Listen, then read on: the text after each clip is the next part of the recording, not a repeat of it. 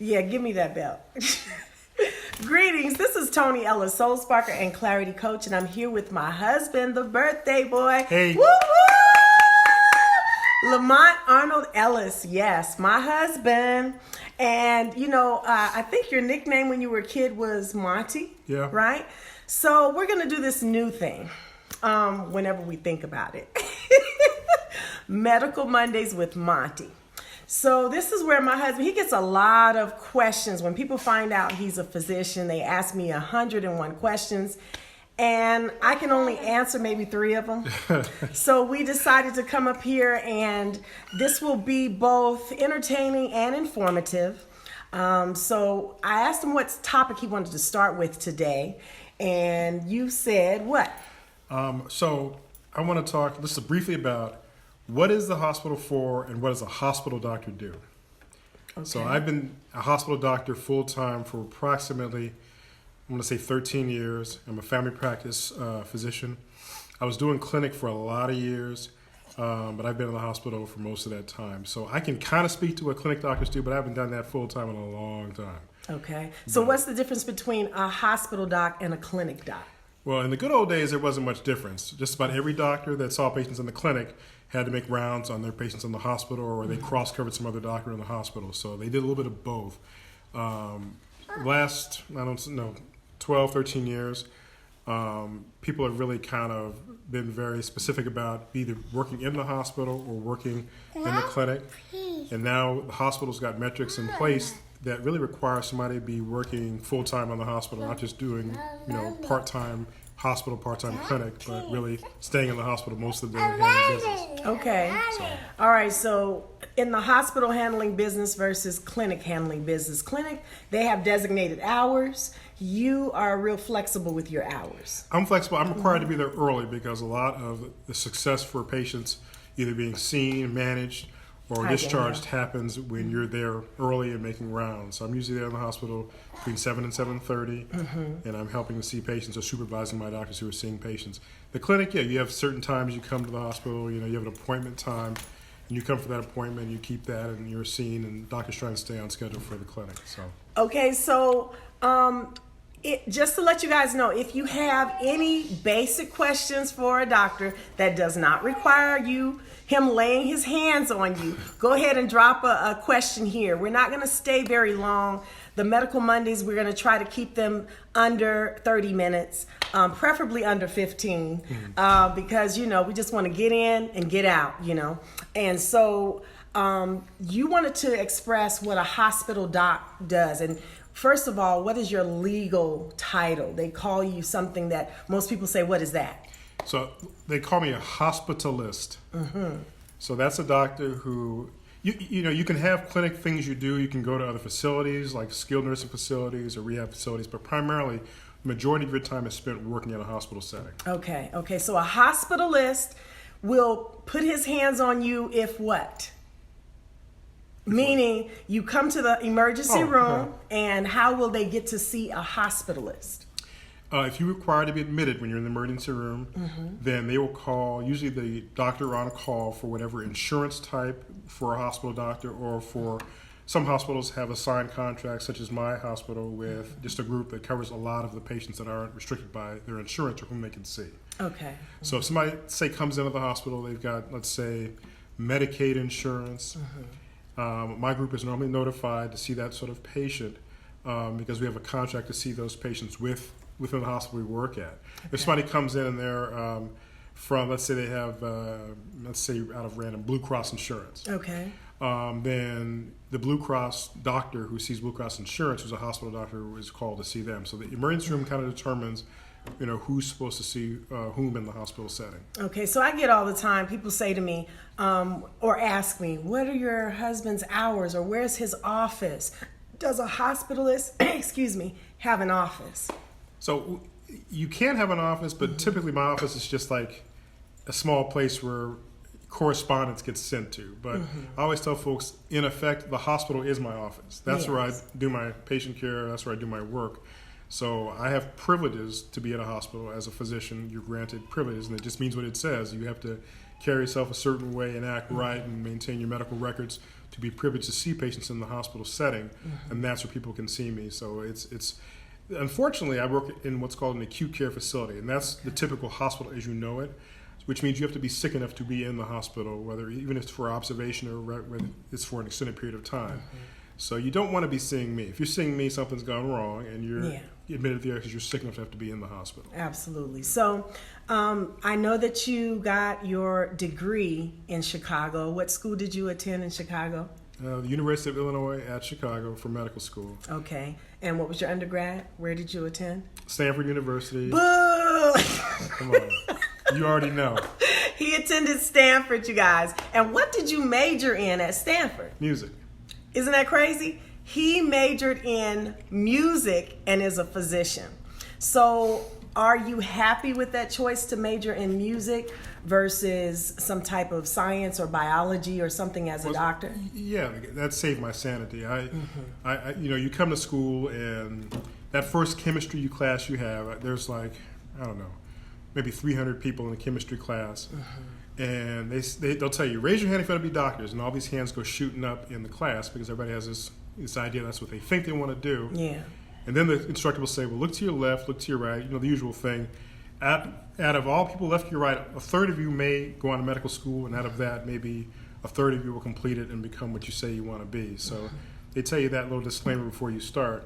But I recognized early on that there are many pathways to get to the finish line where you want to get to, and I knew that I didn't want to sit and be in science labs and biology labs and higher order things that weren't going to serve me in what I want to do for the rest of my life, just to say I'm a biology or chemistry major. So I knew fairly early after my first year, there's no way I can be a biology or chemistry major and achieve this. So you needed some balance. You needed an outlet in your life. Because being in the medical profession, there are a lot of professions that are extremely stressful. But when you have someone's life in your hands and you are seeing them and you have family members that are relying on you to do the right thing, where's your stress level usually? Oh, it's high, but I've been in so many familiar circumstances and situations. I've learned how to cope with high stress, and I'm at the advantage this time in my career where I can see the blows coming before they actually come. So Nice. I can see kind of what's happening, where it's going to go.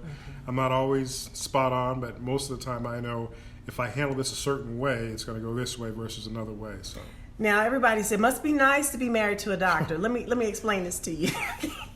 It has its positives and its negatives. And we're not going to focus on the negatives right now. What we're going to say is the very first time your mother sat down with me and she knew that we were serious about being in each other's lives, meaning the dating was going to turn into marriage, she sat me down and said, the wife that the doctor will save will never be his own. And, she didn't really have to explain it to me. But since I have been in this marriage now 17 years, I can tell you, no, he is not my doctor. No, he does not have any special end. We don't have the best health insurance. As a matter of fact, we complained about our health insurance and so many other people did as well. And now they're upgrading us a little bit. I want to see what those upgrades are going to include. So no, there is nothing so majorly great about being married to the doctor or being the doctor's wife. But I can tell you that God has truly been good. You are celebrating a birthday today, and we have celebrated 17 years of marriage. And my mother, before her passing, she was a retired RN. And so I've had some dealings with individuals working in the hospital, and I've experienced what that stress level looks like.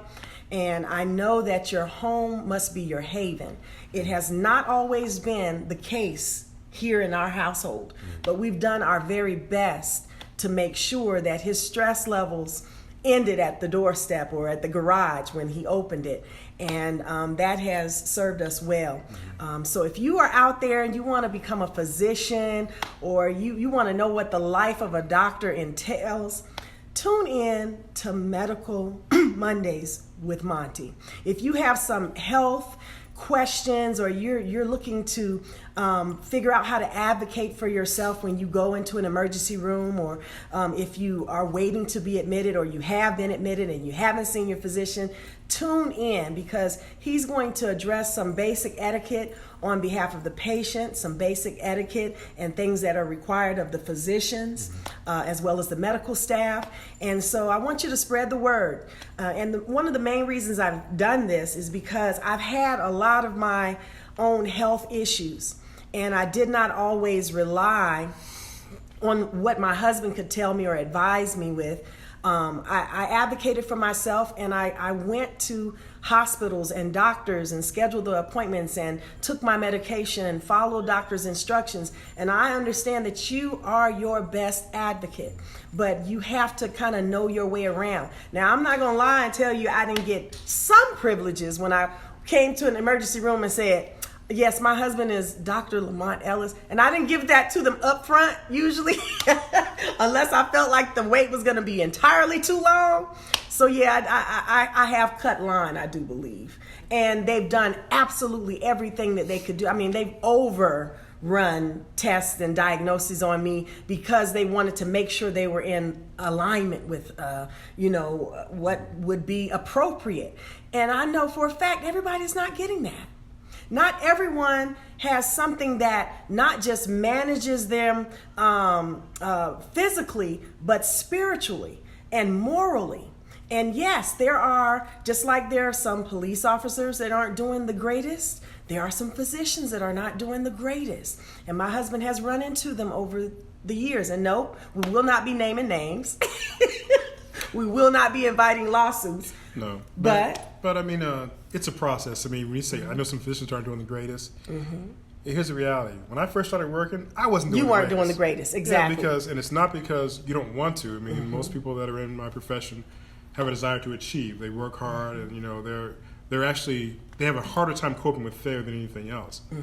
But some things are only learned through experience and through learning some life lessons and from doing some self-examination.